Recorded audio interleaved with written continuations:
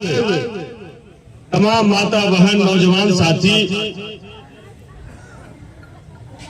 बुद्ध के धरती से हम भी आए हैं।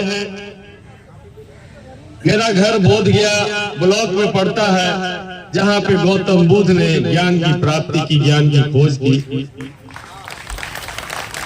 वहां से चल के आप लोगों के प्यार मोहब्बत ने हमको खींच लाया है। तो यहाँ मौजूद तमाम लोगों को क्रांतिकारी अभिनंदन करते हैं। जय भीम, जय रविदास करते हैं सर। इसको बंद कर देना जाते होने और हम सब बैठे हैं राजगीर के छांव में। आओ ले चलते हैं आपको चमारों के गांव में। वाह! इस मनुवादी व्यवस्था में प्राकृतिक ने हमको कोई जात पात नहीं बनाया, इस मनुवादी व्यवस्था ने जात पात बनाया। और भारत के अलावा भी कहीं कोई जात पात नहीं है, सिर्फ भारत में जात पात। इस मनुवादी व्यवस्था में यदि चमारों का इतिहास, इस मेहनत का तमाम का इतिहास अगर हम उलट करके देखते हैं, एहसास कीजिए अभी उद्घोषक महोदय ने थोड़ी सी छेड़ी थी। जब इस दुनिया का निर्माण हो रहा था, जब दुनिया अपने रूप में आ रहा था, तो कुछ होता होगा या ना होता होगा, बच्चा तो पैदा होता होगा ना भैया, तब तो दुनिया बना। तब दुनिया में कोई नर्सिंग होम नहीं था, मेडिकल कॉलेज नहीं था, कोई एमबीबीएस एमडी डॉक्टर नहीं हुआ करता था। लेकिन बच्चा जब पैदा होता था तो कैसे पैदा होता था? वो जो बच्चा पैदा करने का, एक जान से दो जान जो करने का जो कला था, वो कला हमारी घर की माता बहनों को, जिसको हम डगरी कहते थे। तो दुनिया को सबसे पहला अगर डॉक्टर देने का काम किया तो इसी जाति के लोगों ने देने का काम किया, उसके पहले कोई डॉक्टर नहीं। यदि हमारी माँ बहनें काम को नहीं करती तो आधा आदमी पेटों में मर जाता कि नहीं भैया? मेरी दादी डगरी का काम करती थी, 5000 से ज्यादा वो अपने जीवन काल में बच्चा पैदा कराने का काम किया। 2 बजे रात में, 3 बजे रात में बड़े बड़े जमींदार लोग भी छाता लेकर के आते थे, लालटेन लेके आते थे। उस समय टॉर्च भी बहुत लोग के पास नहीं होता था, या खगड़ा ओढ़ के आते थे। ए दीदी चलो ना, बड़ी फलनी के जुल्म हो गए है, बड़ी कोहराम मचलेगा। हम लोग दादी को बचपन में माना करते थे, लेकिन दादी कहती थी, ए बाबू तू क्या जानी दर्द के हाल, चन्ना जी बाबू तो जान चल जाती गरीब। और मेरी दादी चल पड़ती थी, बहुत आदर स्वरूप उनको लेके जाने का काम करते थे लोग। लेकिन जब दादी जाती थी, एक जान से 2 जान करके नरैनी पुरैनी काट के जब खपड़ी में लेके निकलती थी, तो वही लोग जो बहुत गिरिया करके लेके जाता था, वो कहता था बुढ़िया फैली जइया, सब एक बात होती थी। जिसको पुरस्कार मिलना चाहिए था, उसको जीवन भर तिरस्कार मिला कि नहीं मिला? दीदी लोग, चाची लोग गलत बात बोल रहे हैं। हम भी कभी कभी चल जाते थे हलवा खाए के लोभ में, इसलिए बतिया हमको याद है। तो ये स्थिति हमारे समाज में, जब दुनिया में कृषि का विकास हो रहा था, जब दुनिया में औजार बनाए जा रहे थे, औजार बनाने वाला का दिमाग नहीं काम कर रहा था कि लोहा को तलवार कैसे बना दे, लोहा को पार हम कैसे बना दे, लोहा को लगना कैसे बना दे। जब उसको समझ नहीं आ रहा था कि चमड़ा के काम करने वाला कोई चमार चमड़ा से धुकिया बना दिया। लोहार का भट्टी में नहीं रहता धुकिया, भट्टी में उसको क्या बोलते हैं आप? भाटी बना दिया। अगर भाटी ना बनाता तो लोहा गर्म होता, और लोहा गर्म नहीं होता तो तोप से लेकर तलवार बनता भैया। इस वैज्ञानिक का नाम चमार है कि नहीं? गलत बात बोलने का तो बोलिएगा। दूसरी बात हम पूछना चाहते हैं, एक व्यक्ति का सूट का चर्चा पूरा दुनिया में है। वो व्यक्ति का नाम बताइए कि सबसे महंगा सूट पहनता है। देखिए उधर से बोले मोदी जी। मोदी जी 10 लाख से ज्यादा का सूट उनका है। उसकी चर्चा पूरी दुनिया में हुआ कि दुनिया का सबसे महंगा सूट। यदि दुनिया के आप सबसे महंगा सूट पहने, यदि हमारे बाप दादा कुल खानदान के लोग गाय के चमड़ा भैंस के चमड़ा के सुखा के कतरनी से काट के जूता चप्पल नहीं बनाता था, इस सूटवा सोना देता भैया। इतना बढ़िया यंत्र बनाया कि जाड़ा में, गर्मी में, बरसात में, सब में आपको पैर की रक्षा करता है कि नहीं करता। लेकिन उसको तो पुरस्कार मिलना चाहिए। लेकिन इस मनुवादी व्यवस्था में जो एंटीना वाला जो लोग है, जो 4G 5G टावर पकड़ने के लिए एंटीना रखता है, उन तमाम लोगों ने इस वैज्ञानिक जात को सबसे तिरस्कृत जात बना दिया और इसके कमर में झाड़ू बांध दिया, गला में मटका डाल। इसको ये सजा मिलनी चाहिए। हम एक जगह शादी में गए, तो शादी में गए थे तो पूरा डीजे बज रहा था, लड़कन लोग एकदम मस्त होकर नाच रहा था। गाना बज रहा था बुलेट पर जीजा, है ना भैया गाना एगो सुने होंगे आप लोग भी। उसके आगे कहता चौमिन न चाट के प्लेट पे जीजा। तो हमको लगा भैया कि अगर हमारे कुल खानदान के लोग चमड़ा में से झिल्ली निकाल के ढोलक नाल और तबला ना बजे तो हाल चाहे बुलेट पे जीजा चाहे हेलीकॉप्टर पे जीजा कोई गरबा सुनता तो ढोलक नाल तबला क्या बनाएगा। आज बड़ा आज किनकर रात्रि है, किनकर रात्रि है, शंकर जी के। शंकर रात्रि है, शिवरात्रि है ना भैया। कहाँ से बन लो पूछ ले शिव जी अपने अपने फिलहाल जो डमरू उनका हाथ में नजर आवा है, से डमरू अपने बने बड़े तिनहाल कि कोई चमार बने बड़े डमरू। डमरू के बना चमार के बनावल डमरू बजा सकला है, लेकिन चमार गोड़े लग चल जेतो था छुआ जाए कैसन अवस्था बनेगा। ये बात समझना होगा कि आज हमको ये जो जमेला और जो मेहनत का सवाल हमको कहां पर पहुंचा दिया गया। ये अंधविश्वास ने हमारा कितना नुकसान किया। मनुष्य हमको मनुष्य के रूप में नहीं दिया, जानवर से भी बदतर स्थिति हमारे अंदर पैदा कर दी गई। गाय का दूध तो पीना अच्छी बात है, लेकिन गाय का मूत्र को भी अमृत समझ के लोग पीता है। लेकिन मेरी दादी का बिगनी चमेन का छुआ हुआ गिलास का पानी जार का समान उसके लिए होता है। समझ में आता है इतना हमको नीचा बनाया गया। इस देश में आप देखिएगा कि पत्थर का बना मूर्ति को कपड़ा पहनाया जाता है, लेकिन इसी देश में हमारी मां बहनों को अपना शरीर अपना बदन ढकने का अधिकार नहीं था। ऐसा व्यवस्था चाहता, उसके बाद भी आप तमाम लोग को समझ में नहीं आ रहा है देश दुनिया कहां जा रही है। आज भी सब गांव में हमारे माई बहन लोग ढोलक जाल लेकर के शिव चर्चा करे में लगल और कहते शिव आज भी गुरु है, बीच में सस्पेंड होते हैं, रिटायर कर गए थे, चेला हो गए थे।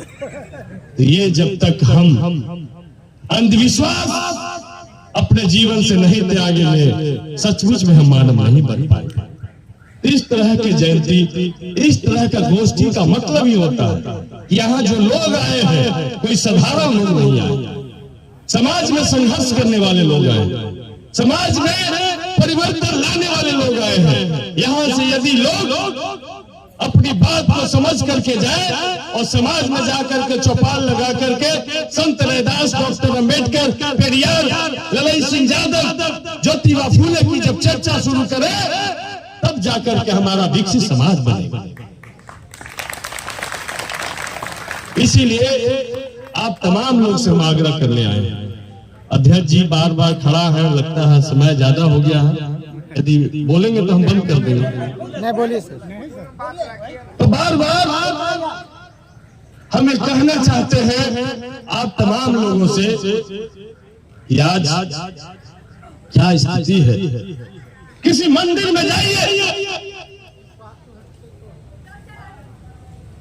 मंदिर पे जो पत्थर का मूर्ति बना है, उस पत्थर के मूर्ति पे लोग दूध चढ़ाएगा, उसको खोबा खिलाएगा, उसको नारियल फोड़ के मुंह में ठूसेगा और खस्सी मुर्गा भी काट करके सीधा खून गटागट उसको पिलाएगा। पिलाता कि नहीं? हाँ सर। लेकिन वही भूखा हुआ भिखारी कटोरा लेकर के दिन भर बैठा रहेगा, एगो लड्डू कर कटोरा में डालना मुनासिब नहीं समझेगा। तो भूख किसको लगा, पत्थर के मूर्ति को कि इंसान को भूख लगता है? कितना क्रूर धर्म है हमारा, बताइए। ऐसा होना चाहिए? अभी प्राण प्रतिष्ठा हुआ भैया, प्राण प्रतिष्ठा हुआ। हम एक बात यही अपने विधानसभा क्षेत्र में बोल दिए थे, हमारा सब पुतला जलावे लगा। हम बोले भाई पंडित जी में इतना गुण है कि पत्थर में प्राण डाल सकते हैं, मट्टी के मूर्ति में प्राण डाल दे सकते हैं। तो भैया इतना विद्वान आदमी को तो पोस्टमार्टम घर में ड्यूटी लगाना चाहिए कि कोई एक्सीडेंट कर जाए, कोई मर जाए, रोते रोते जाए, अब पंडित जी वहां प्राण डाले और सब हंसते हंसते लेके घरे चला। सतीश भैया जिंदाबाद, जिंदाबाद, जिंदाबाद। सतीश भैया जिंदाबाद, जिंदाबाद, जिंदाबाद। तो भैया ये गलत बात हम बोले थे तो पुतला जलाया लो। जब पत्थर में प्राण डाल दो, मट्टी में प्राण डाल दो, लेकिन ये हाड़ मांस का जो बना शरीर, इसमें से प्राण निकल गया, उसका बेटा का निकल गया, उसकी पत्नी का निकल गया, उसका बेटी का निकल गया, उसमें भी पंडित जी प्राण नहीं डाल पाता है। इतना से भी लोगों को समझ में नहीं आया, और हमको समझ में आए या ना, लेकिन 650 साल पहले संत रैदास के बात समझ में आई। और संत रैदास ने क्या कहा कि जीवन 4 दिवस के मेला रे, बाभन झूठा वेद भी झूठा, झूठा ब्रह्म केला रे, मंदिर भीतर बैठी मूर्ति, पूजता बाहर चेला रे। लड्डू भोग चढ़ाती जनता और मूर्ति के ढिंकेला रे, पत्थर मूर्ति कछु न खाता, खाता बाभन चेला रे, जीवन 4 दिवस के मेला रे। ये बात संत रैदास को समझ में आ गया। 450 साल पहले, जहिना मोबाइल नहीं था, जहिना चांद पे चंद्रयान नहीं गया था, जहिना टीवी नहीं था, सब समझ में आ गया। लेकिन आज हम लोग को समझ में नहीं आ रहा है। तो हम पूछना चाहते हैं कि कांवड़ लेके कहां दौड़ल जा रहे भैया, कहां दौड़ल जा रहे हैं? यदि बाबा साहब आपके कावड़ को छीन करके कलम नहीं धराए होते तो एक चपरासी भी नहीं, 33 करोड़ देवी देवता मिलकर बना पाए। अकेले बाबा साहब ने करोड़ों को एसपी, डीएम, सीएम, पीएम सब बनाने का काम। भीड़ झूठा लगा दिया पीछे वाला, आप नहीं समझना है। इसीलिए हम आप लोग से पूछना चाहते हैं कि आज तत्कालीन राष्ट्रपति रामनाथ कोविंद जी, जो अभी राष्ट्रपति नहीं है, पूर्व राष्ट्रपति हो गए, जगन्नाथपुरी के मंदिर में गए। तो मंदिर में गए तो उनको गर्भगृह में नहीं ढूंढने दिया गया। जांच कमेटी डीएम की अध्यक्षता में बनाई गई, ये कह कर नहीं ढूंढने दिया गया कि शूद्रों का प्रवेश वर्जित है, इसलिए आप शूद्र है, इसलिए आप गर्भगृह में नहीं जा सकते। राष्ट्रपति पुष्कर के मंदिर पे सीढ़ी पे बैठ के पति पत्नी को पूजा करना पड़ा, पुष्कर के मंदिर में नहीं जाने दिया गया। और जिनकी पार्टी को हम हरा करके विधायक बने हैं जीताराम मांझी जी को, वो जब मुख्यमंत्री बने तो मधुबनी के मंदिर में गए तो मधुबनी के मंदिर में पुजारी ताले बंद करके भाग गया। तो डीएम के आदेश पे ताला खुलवाया गया। जब पूजा करके आए तो पूरा मंदिर को धो दिया गया। एक चीज पूछिए, राष्ट्रपति के मुख्यमंत्री के जाए से मंदिर छुआ जाता है, द्रौपदी मुर्मू मैडम के जाने से राम जी में प्राण नहीं जाता, इसलिए उनको नहीं बुलाया गया। एक बात हम आपसे पूछना चाहते हैं कि नोट देखे ही सब लोग देखे हैं, 100 रुपये का नोट है ये नोट भैया असलम चाचा के दोस्त के दुकान पर जाता होगा कि नहीं जाता होगा? जाता होगा। यही नोट कहीं बलम्मा चौक के दुकान पर भी जाता होगा। सुअर जहां बिकता सुअर का मांस जाता होगा ना भैया।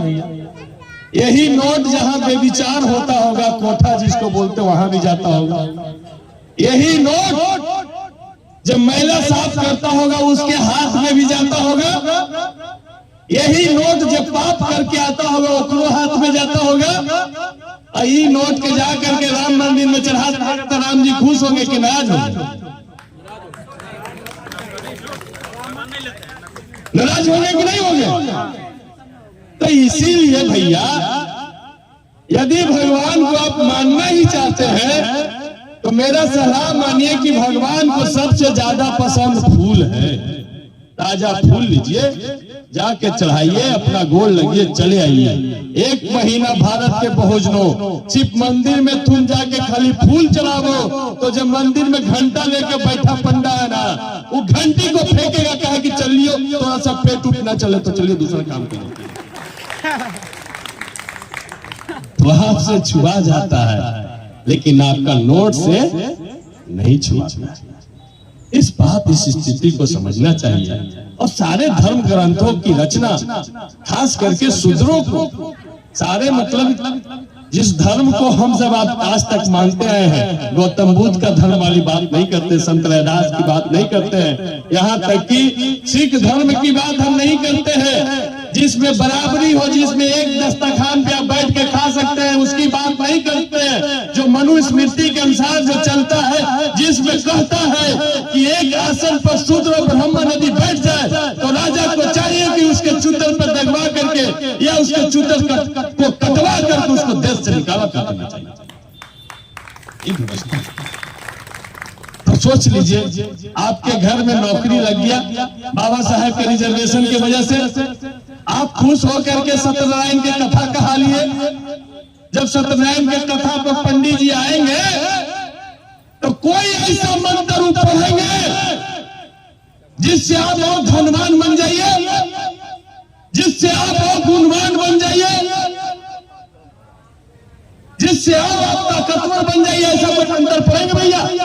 जब एक आसन पे बैठने का मतलब है कि चूतर कटवा देना, तो आपके अगना में बैठ के कोई ऐसा मंत्र नहीं पढ़ेगा। लेकिन हरेक विधि के बाद कहेंगे जज्बात द्रव समर्प्यामी, द्रव चढ़ाइए, संकल्प करावेंगे, द्रव चढ़ाइए। जो आपसे पैसा ठगेंगे, जो आपसे पैसा दान दक्षिणा के माध्यम से लेंगे, वो जानता है कि इसकी यहाँ पूजा करने से या इसको पूजा कराने से इसका कोई भला नहीं होना। लेकिन जो इससे हम जो बाबा साहब के रिजर्वेशन की वजह से जो पैसा आ गया है, इस पैसा से हमारा बाल बच्चा दिल्ली यूनिवर्सिटी में पढ़ेगा। और जब दिल्ली यूनिवर्सिटी में उसका बाल बच्चा पढ़ेगा तो सुप्रीम कोर्ट से लेकर लोअर कोर्ट तक के जज उसी का बाल बच्चा बनेगा। और जब जज उसी का बाल बच्चा बनेगा तो एक ही केस में जगन्नाथ मिश्रा को बेल देगा, लालू यादव को जेल दे देगा। भैया ये है साजिश। इस साजिश को समझना, इस साजिश को यदि नहीं समझिएगा, इस साजिश का पर्दाफाश नहीं कीजिएगा तो आज हम जिस तरीके से गुलाम हैं, बाबा साहब ने जहां तक जो अधिकार हमको ला करके देने का काम किया है, वो तमाम अधिकार पर तलवार चल रहा है। हम नहीं समझ पा रहे हैं। जाति आधारित गणना बिहार में हुई, साफ साफ पता चला कि अनुसूचित जाति की संख्या, अनुसूचित जनजाति की संख्या दोनों को मिला के 22% है, तो संविधान के संकल्प के अनुसार इनकी आरक्षण को बढ़ाना पड़ा कि नहीं बढ़ाना पड़ा? 16% पहले आरक्षण मिलता था अनुसूचित जाति को, उसको बढ़ा के 20% किया गया। मतलब पहले 16 लोग को नौकरी लगता, 20 लोग को लाएगा। आरक्षण का यही ना है ना? तो यदि यही चीज पूरे देश में आरक्षण करा दिया जाए, ये जो बड़का कहते हैं भाइयों बहनों, उसमें पता चलेगा कि 30% से ज्यादा आबादी भाइयों बहनों नहीं, 30% से ज्यादा दलितों की आबादी है, अनुसूचित जाति अनुसूचित जनजाति की आबादी। और जब 30% जब आ जाएगा तो आरक्षण भी 30% पहुंचाना पड़ेगा। तो ये चाहते हैं कि जो बाबा साहब ने हमको आरक्षण दिया है, इस आरक्षण का लाभ इनको नहीं, क्योंकि जानते हैं कि सतीश दास जैसा एक नौजवान अगर यूनिवर्सिटी में पहुंच जाएगा तो जाकर के तर्क करेगा। सतीश दास जैसा नौजवान अगर विधानसभा में पहुंच जाएगा तो वहां भी जाकर के अपने हक हकूक की बात करेगा, मनुवादियों के खिलाफ पसीना तान करके अपने अधिकार की बात करेगा। वो नहीं चाहता, क्योंकि मनुस्मृति कहता है 273 नंबर का श्लोक, यदि शूद्र द्विजों के सामने, मतलब ऊंची जाति के सामने, यदि ऊंचे आवाज में बोले, उनका नाम उच्चारण करके बोल दे, तो उसके 10 उंगली लंबा लोहे का रड को गर्म करके उसके मुंह में घुसेड़ देना। ये सजा है हमारे। तो मनुस्मृति एक तरफ कहता है शूद्रों के लिए कि भाई गाय पूजनीय है, गधा पूजनीय है, कुत्ता पूजनीय है, सुअर पूजनीय है, चूहा पूजनीय है, लेकिन ये शूद्र पूजनीय नहीं हो सकता। भैरव बाबा क्या है? भैरव बाबा के मतलब वो कहनी के दादा, बाबा दादे के लिए कहा जाता है। ये है, और वही शूद्र, वही मनुस्मृति में कहता है कि 80 साल का शूद्र 8 साल के ब्राह्मण के साथ में ऐसा व्यवहार करेगा जैसे अपने दादा के साथ में करता है। इसलिए 8 साल का भी कोई टीका लिया हुआ ब्राह्मण आता है तो उसको क्या कहते हैं? गोल लगी पंडित, गोल लगी बाबा। बाबा मतलब दादा, मतलब गोल लगी दादा। अब वो क्या कहता है? का जजमान ठीक है, मतलब हम ही अंगूठा छाप लेके तो हमरा जज माना। जजमान मतलब यही बोले भैया, जज मतलब मालिक, जज मतलब माय लॉर्ड। ये इस व्यवस्था को हम सब लोग को समझना पड़ेगा, और इसीलिए आप इस तरह के गोष्ठी में आए हैं। इससे एक ही फलाफल, इस सभी चीजों का उपाय संत रैदास ने हमको बताया, डॉक्टर अंबेडकर ने बताया है। संत रैदास यदि जूते का काम कर रहे हैं तो बगल में किताब भी दिखेगा, दिखेगा कि नहीं दिखेगा?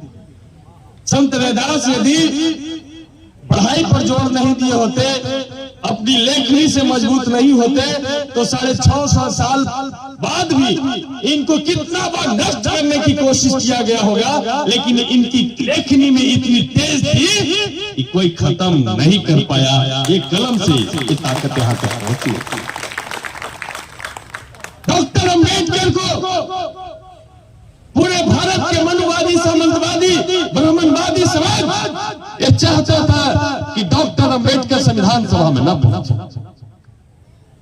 पूरा व्यवस्था लग गया कि डॉक्टर अंबेडकर किसी भी सूरत में अभी संविधान सभा में पहुंचेगा तो अपने लोगों के लिए लड़ेगा, अपने लोगों का अधिकार देने की बात करेगा। क्योंकि पूरे भारत में डॉक्टर अंबेडकर से ज्यादा कोई पढ़ा लिखा इंसान नहीं था। जब अंग्रेजों ने प्रस्ताव रखा कि आपको आजादी तो दी जाएगी लेकिन अपना संविधान बनाओ, तो सब लोग एक दूसरे का मुंह ताकने लगे। ये बर्मा तक गए संविधानविद खोजने, तो बर्मा में जो संविधानविद थे उन्होंने कहा कि कहां तुम पूरी दुनिया में घूम रहे हो, डॉक्टर अंबेडकर तुम्हारे यहाँ है, उससे बड़ा विद्वान दुनिया में संविधान का ज्ञान कोई नहीं है। डॉक्टर अंबेडकर को संविधान सभा का अध्यक्ष बनाओ, ड्राफ्टिंग कमेटी का अध्यक्ष बनाओ, वो पूरा संविधान अकेले तैयार करने की सलाहियत उसको।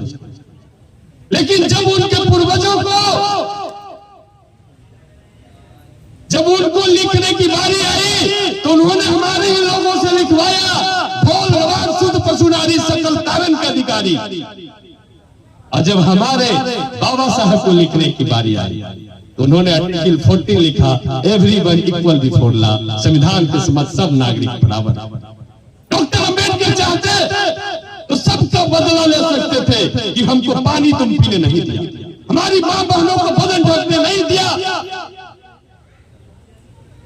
जानवर को तुम मां बोला लेकिन हमारी मां को चमेलिया बोला, दुष्दिनिया बोला, डोमिनिया बोला, गोवर्धनिया बोला, लेकिन कहीं नो आदर सबसे हमारी मां बहनों को नहीं।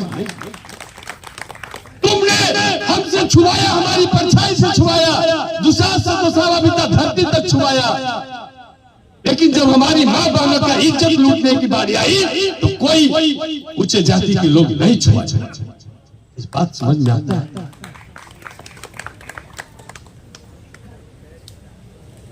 इसलिए डॉक्टर अंबेडकर ने संविधान लिखा और उनकी भी मां बहनों को पढ़ने का अधिकार संविधान ने दिया, उनके भी मां बहनों को नौकरी करने का अधिकार दिया। जिन्होंने हमारी मां बहनों को बदन ढकने नहीं दिया, स्तन ढकने नहीं दिया, उनकी मां बहनों को डॉक्टर अंबेडकर लिखते हैं कि उनको भी नौकरी करने का अधिकार है, उनको भी पढ़ने का अधिकार है। ये हमारे डॉक्टर अंबेडकर, ये हमारे संत शिरोमणि रैदास जो कहते हैं ऐसा चाहूं राज में जहां मिले सबको अन्न और छोट बड़ सब संभ से रैदास रहे प्रसन्न। इसलिए भाई आप तमाम लोग से ही गुजारिश करते हैं कि एसपी बन जाइए, डीएम बन जाइए, सीएम बन जाइए, पीएम बन जाइए, अंधविश्वास को नहीं त्यागिएगा तो गोबरे बन के रहिएगा। अभी हम आ रहे थे तो बिहार शरीफ का मोड़ के पास में बहुत जाम लगा हुआ था। हमारा गार्ड लोग उतर के गए, बहुत मेहनत किए लेकिन जाम नहीं छूटा।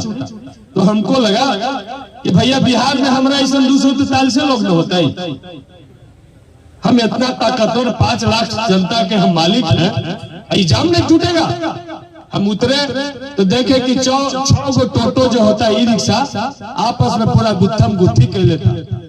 वो 6 रिक्शा के गुस्सा गए, खिसियाए, उसके बाद मुंह को बड़ा किए और 6 रिक्शा को उठा के निकल गए। इतना ताकतवर आदमी तो इतना काम कर ही सकते थे। निकल गए, जाम छूट गया, बैठ के चला। क्या ये बात पर विश्वास होता है आप लोग को? 6 गो रिक्शा निकल सकते हैं, लेकिन 6 गो सूरज हनुमान जी निकल गए क्योंकि पंडित जी कहा था इस सदियों से हम विश्वास करते आ रहे हैं। अरे भैया 6 में समूचा बेलवा नहीं निकल पाएगा और सूरज निकल गया 6। आई बात पंडित जी कह दिया इसलिए हम विश्वास कर लिया। शादी विवाह में हम जाते हैं, मरवा में हम जल्दी नहीं जाते भैया, बहस हो जाता है।